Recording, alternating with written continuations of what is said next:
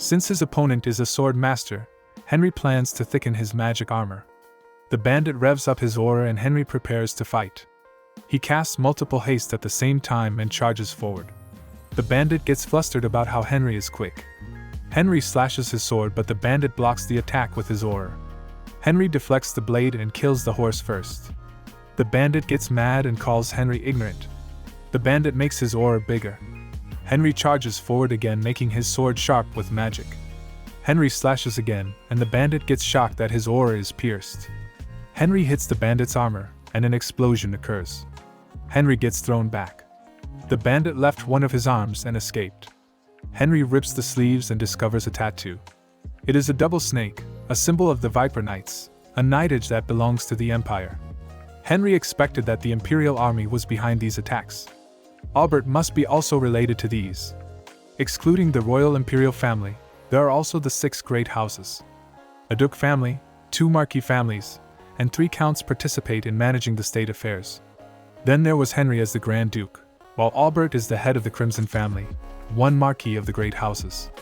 The duke and marquis hold power that rivals the imperial family. Henry can see that Albert is still playing dirty. He plans to crush him sooner. Henry returns to the carriage and realizes Merchant Monk is also behind this. Monk thanks Henry for his actions.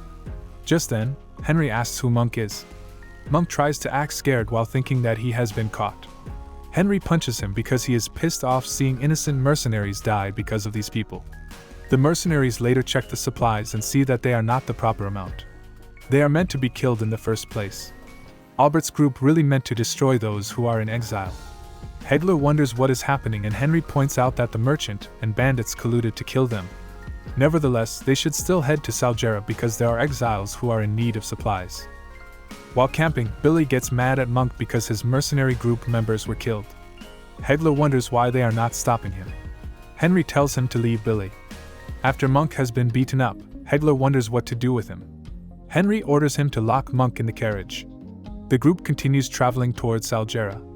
They soon reach a checkpoint near Salgera. The guards look for Monk, but Henry asks him instead about the chief's whereabouts. The guard claims that the chief is out cold after drinking. Henry can't believe how lazy they are. The guard asks if they encountered bandits. Henry exclaims that they just took care of them. He tosses over a severed arm, making the guard flustered. Henry angrily asks again for the chief's presence. Later, the chief appears and expects Monk after hearing the paint industry is coming. He meets Henry while drunk. Henry recognizes the chief as Gatekeeper Bunt. He wonders why Bunt is here. He was known as the Gatekeeper's Shield, and because of his service, he was awarded a medal by Henry himself. Henry realizes that Bunt got demoted and has been drinking his sorrows away. Bunt wonders what Henry is doing. Henry uses a spell to make Bunt sober. He introduces himself as the leader of the Million Mercenaries, Henry Morris. Bunt gets flustered hearing his name, and he also introduces himself. Bunt wonders where Monk is. Henry then tells Bunt what has happened to them. Bunt can't believe the knights are stealing. He does remember the paint industry always getting looted on every trip. Henry assumes that the merchants and the Viper Knights planned everything. Seeing that the checkpoint chief is Bunt, he plans to do something.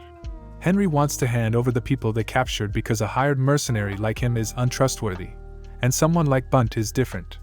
However, Bunt claims that it is of no use. If it is related to the Viper Knights, he can't explain it further. Salmora, the leader of the Viper Knights, has connections with Marquis Albert. Bunt is surprised that Henry knows. Bunt tells him to feign ignorance while he is young. Henry then suggests getting help from Count Eisen. Bunt is surprised for the second time. After Henry and the others were executed, their positions were claimed by the great houses. 3 houses fought for 2 marquis positions. The one who lost gained the Count position, Count Eisen. Henry suggests throwing a bait, and Count Eisen will solve things for them. Bunt worries that someone who lost once won't win against Albert.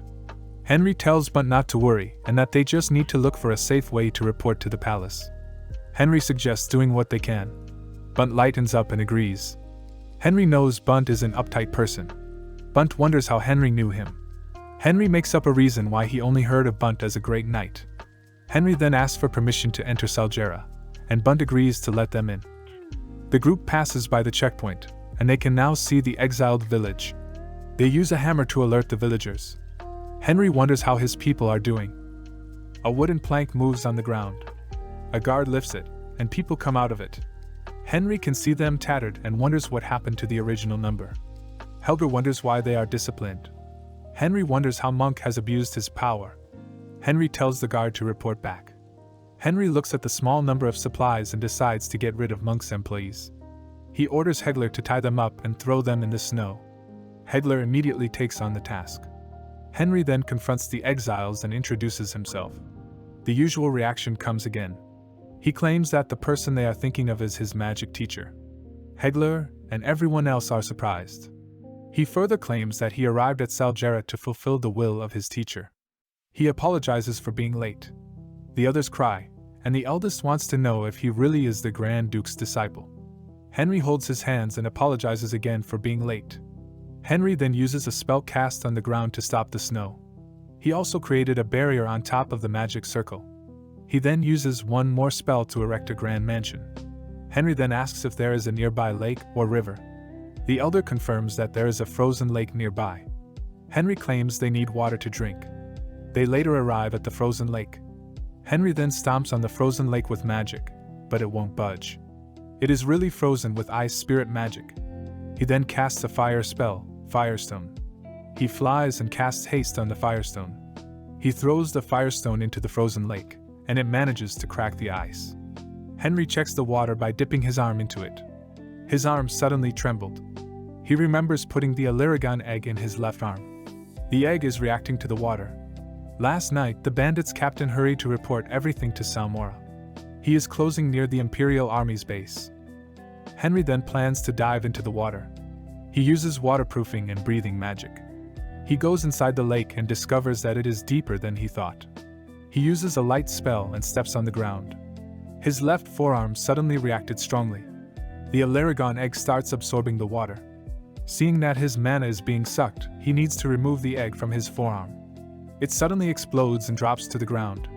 It is really absorbing the water and keeps getting bigger. The egg cracks, and a blue baby dragon appears. Henry finds the dragon weird for acting like a dog. The dragon notices something and starts digging. Henry wonders what it is looking for. Just then, he notices the dragon has found the essence of Mother Nature. He assumes that it is the reason why the lake is frozen. The dragon suddenly eats the essence, and Henry can see that it is evolving. The dragon grows horns. Henry calls it Elegon. He checks Elegon's attributes. It has been influenced by Venom's heart, and it has poison power. He can feel the water, ice, poison, and healing powers inside Elegon. He tells Elegon to do their best, and Elegon responds in agreement. They get out of the water, and it is now warm. The lake was actually a hot spring. Henry should find another source of drinking water. The exiled villagers are happy to move into the grand mansion. Hegler helps out too. He realizes that he might have become exiled if it were not for Henry. He swears his loyalty to him. Henry taps him and swears to keep it in mind. Elegon cutely shows up, and Henry introduces it to Helger. Meanwhile, Salmora sees that his men have failed. He then asks for details. He hears about Henry, who can fight well without order. Knowing that they only have little information on Henry and Monk, they don't have a choice but to take him down. In the Grand Mansion, Henry calls the attention of others. He shows them a lake and claims that Salgera's terrain is actually volcanic. He thanks Elegon for finding a water vein. The water is clean and meant for drinking. The elderly are happy that they won't have a problem drinking water anymore. Henry will also set up a company to help them. They can only thank Henry for everything. Henry just needs to hand over the captured men to Count Eisen. Henry returns to the checkpoint, and Bunt suggests Henry bring the men to Count Eisen himself. Bunt finds it easier if it's Henry. Henry thinks of it and realizes that this is a chance to meet Count Eisen early. He agrees to go. Bunt then tries to reward the Million group, but Henry declines and asks for 2 favors instead. First, he wants to save one for later and ask for Bunt's help later. Second, Bunt must keep a secret about whatever he sees in the exiled village. Henry confesses that he helped them with all sorts of things. Bunt agrees with the favors. He gives Henry a prisoner transfer document. Henry receives it and thanks Bunt. He then orders Hegler to collect the criminals. The two then set out to meet Count Eisen. Eisen Shonen is a man from a traditional military family. Despite making a lot of contributions, he wasn't able to receive the rank of Marquis. At the Shonan Palace, the guards let Henry and his men in. Henry finds it dissatisfying that the dogs are acting like their owners. At Count Eisen's mansion entrance, Henry notices Hegler and tells him not to be nervous. The guard laughs at Henry's identification with different titles. Henry finally snaps and tells that guard that he is only a guard. The guard points his weapon at Henry. Henry fights back and also cuts the guard's armor. He soils his pants, and Henry calls him pathetic. Just then, Henry notices more guards. They all attack him, but Henry easily brings them down. The onlookers are amazed, and Hegler uses this chance to promote their mercenary group. A spear comes flying toward Henry. Badakin, the security chief, arrives and asks for their identities. Henry asks if Badakin is in charge. Badakin confronts Henry and acts threateningly. Henry claims he needs to meet the Count. Badakin laughs and exclaims that the Count is not someone Henry can meet. Henry then brings out a letter of recommendation with the seal of the Imperial Army. Badakin looks closer and suddenly panics. Frustrated, he turns around to inform the Count. They go inside the manor, and Henry can still see that Count Eisen is still a show-off. They arrive at the main house, and Badakin tells them to wait. Hegler wonders why the mansion is small. Henry claims that this is the drawing room. Hegler now thinks that the Count is different, unlike others. He looks around for something, and Henry tells him that Elegon is in his bracelet. Just then, a carriage arrives, and Count Eisen arrives while obviously showing that he is pissed off meeting a lowly mercenary. He tries to intimidate Henry. Henry acts innocent, and then gives the reason that he didn't have a choice but to use force. The Count's attendant gets mad. However, Count Eisen laughs like crazy. Henry knows that Eisen values strength, and sees disrespectfulness as bravery. He claims to like Henry and invites him inside for a talk. They sit down for some tea, and Henry is disappointed that Eisen is still wasting taxes on expensive teas when he doesn't know how to taste them. Henry tries to butter him up, and Eisen is happy to meet someone like him. Henry laughs and says that Eisen is still the same moron. Henry then claims that he visited Eisen to present a good sword to him. Eisen gets excited. Henry then presents the recommendation letter as a sword. Eisen can't believe Henry beat up the Viper Knights. He agrees though, after seeing Henry's bravery. He now wonders why Bunt is reporting to him instead of the Imperial Palace. Henry then states that he knew the sour relationship between Eisen and Albert and Bunt and the Great Houses. Eisen breaks into a cold sweat. Henry suggested it because yesterday's enemy could be today's ally. He claims he learned from Caliburn that there is no eternal enemy. Eisen now finds Henry more interesting. Eisen finally asks for his name. Henry then introduces himself. Eisen got the most intense reaction so far. Henry asks why Eisen is pale, and Eisen claims it is nothing. Henry lets out a more ominous aura. This is enough for him, since he declared war on an enemy from his previous life. Eisen finds it a creepy coincidence. Henry apologizes for the troublesome situation.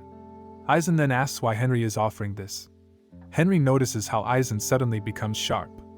Henry then confesses that he is a baron from Caliburn, but he still has a long way to go. Eisen asks if he made the offer to Bunt to catch his interest. Henry didn't deny it. Eisen finds Henry suspicious and claims to embarrass Albert in front of the Emperor. Eisen plans to pay Henry nicely and scrap him later. He orders his attendant to reward Henry and see him off. Henry didn't expect this kind of reaction from Eisen. At Vivaldi, Ban handed over the management team to Hars, and Hars immediately signed the agreement. Hars is also rewarded for his efforts. Ban returns to Vivaldi immediately and hears that Henry went to Salgera. Ben also decided to follow and traveled to Salgera. Meanwhile, Henry tells Badakin that there is no need to see them off. He also gives Badakin a gold coin as a tip. Badakin gets offended, thinking that the gold coin is from his master's treasury. Badakin calls Henry a jerk who is leaving already. At the Imperial Palace, the heads of the 6 great houses convene a meeting with the Emperor present. Count Eisen then explains why he called everyone. He calls someone to come inside. A guard brings in Merchant Monk. Eisen asks permission from the Emperor to bring in the most important evidence, the Viper Knights. The Emperor agrees. A corpse is brought in, and Albert gets nervous. Eisen smiles as he looks at Albert. Eisen then exclaims that a member of the great houses violated the Emperor's orders and abused the use of their national power. The Emperor gets mad and asks who dared to disobey his orders. Everyone falls silent. Silver Jackson Edward is a dumb emperor who holds his power simple-mindedly. Eisen then points at Albert of the Crimson family. The Crimson family is famous for producing tacticians and soldiers. Albert is a skilled man who presented a lot of policies next to Henry. The emperor asks Albert if it is true. Albert now knows why Salmora and Monk's reports are late. Eisen orders his guard to take the clothes off the bodies. A double snake symbol is found, and Eisen thinks this is the end for Albert. He just needs to provoke the emperor a bit more. He also reports that Albert has been embezzling the minimum survival supplies from the exiles. Albert hired commoners to pretend to send supplies. The Viper Knights also disguise themselves as bandits to loot the supplies. Eisen exclaims that not only did Albert disobey the emperor's orders, but he also killed the emperor's innocent subjects. Albert also took money that came from the national treasury. Emperor Silver gets mad and pulls out a guard's sword. He then stabs Albert. Eisen knows that things are over. Albert exclaims that he didn't have a choice because the outcasts in Salgera are from rebellious families. Albert states that the emperor showers them with his generosity, but he can't personally forgive them. He brazenly claims that he still remembers the traitorous Henry Morris and his people. Emperor Silver also remembers Henry. Albert claims that he is only doing things for the emperor's sake. He then asks the emperor to kill him now. Eisen is amazed by Albert's disgustingly good acting. The lawbreaker suddenly becomes a loyal subject in front of the dumb emperor. Silver then calls for a priest to heal Albert. He apologizes, and Albert can only smile. Meanwhile, Henry is having unpleasant feelings. He calls Clever and orders him to go to Eisen's treasury and take everything. Clever confirms and leaves. Henry expects Eisen to be pissed off. Clever returns, and Henry rewards Clever with his favorite cucumber. Henry can now return to Vivaldi with no regrets. At the Slan Gorge checkpoint, Ben gets stopped by the guards. He shows his gold ID card, and the guard is surprised. The guard asks him to wait.